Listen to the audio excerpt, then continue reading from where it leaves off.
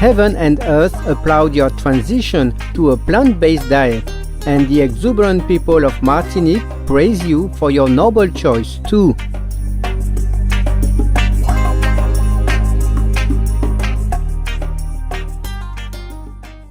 Warning: you might find the content herein disturbing, but the truth must be revealed.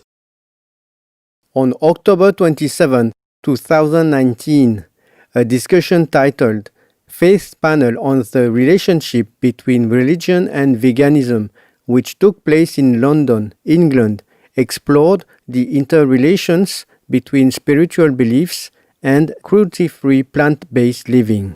It was organized as part of London's VegFest UK, one of the biggest annual vegan festivals in Great Britain, dedicated to celebrating, expanding, and relishing with gusto the life-affirming vegan trend.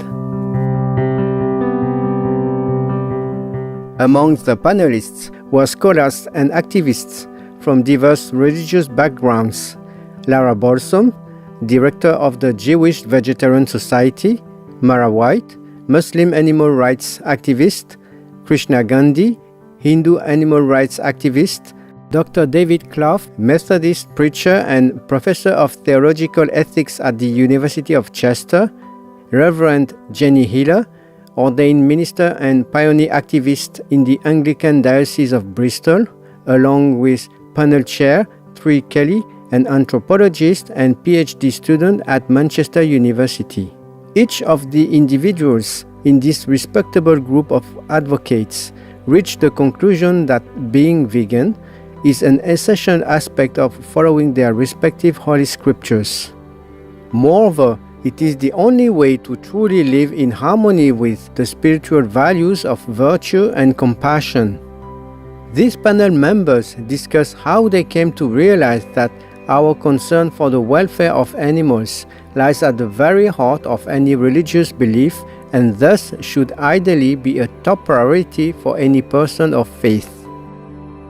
In today's episode, we're going to hear about some of the ingrained cultural convictions and habits which act in many people of faith as impediments to espousing a mindful, meat and dairy-free lifestyle, and how religious vegan activists address these sensitive obstacles in the heart of their worshipping communities.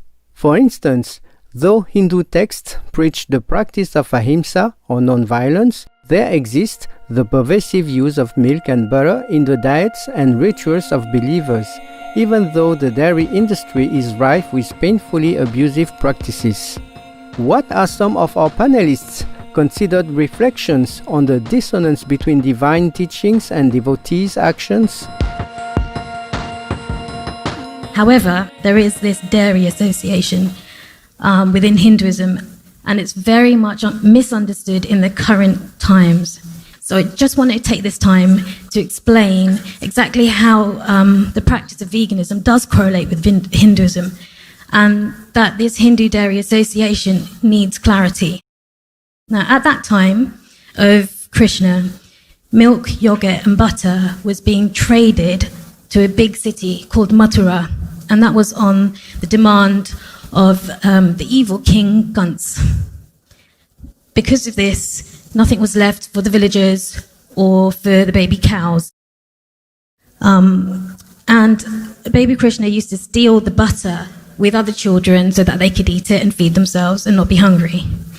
As he grew older, he would stop the gopis, that means the ladies who look after the cows, and do outreach work with them and stop them and explain to them and say, return the dairy products back to the villages and stop it going to the cities. He continued to do that, and because the trade continued to go to the cities, him and his friends would get together, and as a game, they would use slingshots and break the butter pots. And that was their form of activism, that was their form of protest. And that was used as a successful method to stop this trade going to cunts and going to the city, because it exploited the cows. It meant that there wasn't enough milk left for the calves, and the villagers were not fed well. And so today we see that this trade, unfortunately, is full back in swing to the city. So now, just to get to the Dairy Association, where it's instructed on how to look after the cows, there's associated scriptures with the Bhagavad Gita called the Vedas.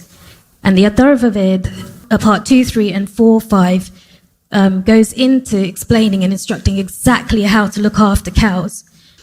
So at that time, the Atharva Ved says that you only take milk from cows that are free and grazing in the sun, that are eating grass, and that have had their calves fed first. It also instructs us not to kill any cows. And we are not to drink any milk from cows that are not looked after this way. We know this instruction as religion is not adhered to in the current consumption of dairy. So from this point of view,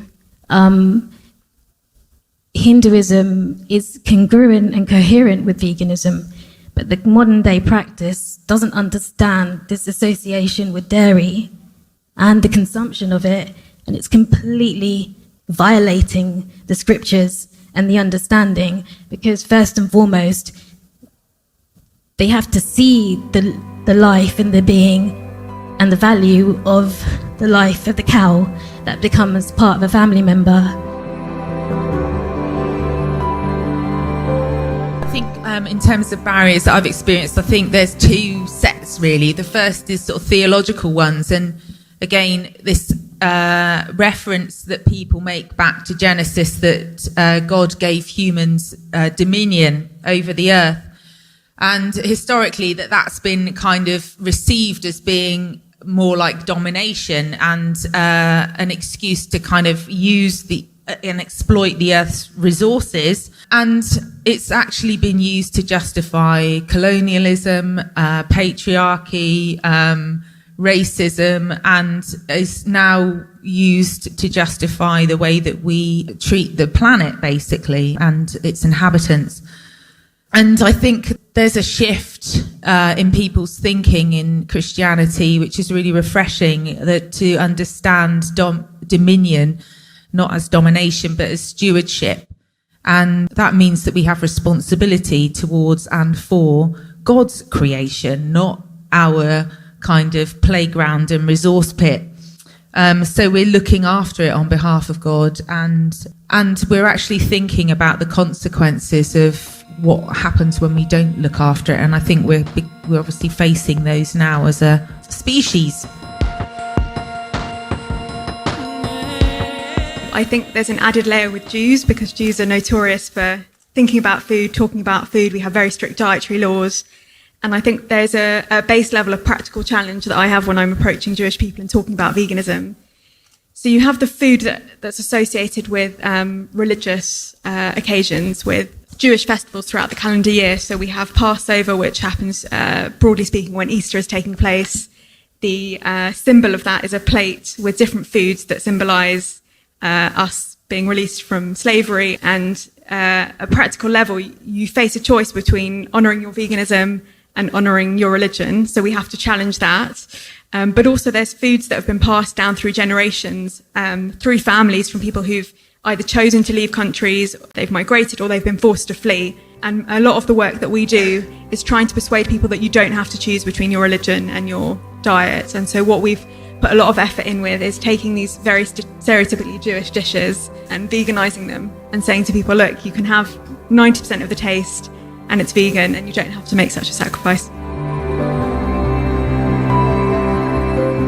Indeed, we don't have to abandon religious culinary traditions to adopt a vegan diet. We can integrate and embrace both, thanks to the ever-burgeoning cornucopia of plant-based substitutes that are readily available in the markets today, and thanks to the proliferation on the internet of delicious, healthy, and ingeniously creative vegan recipes which emulate time-honored dishes.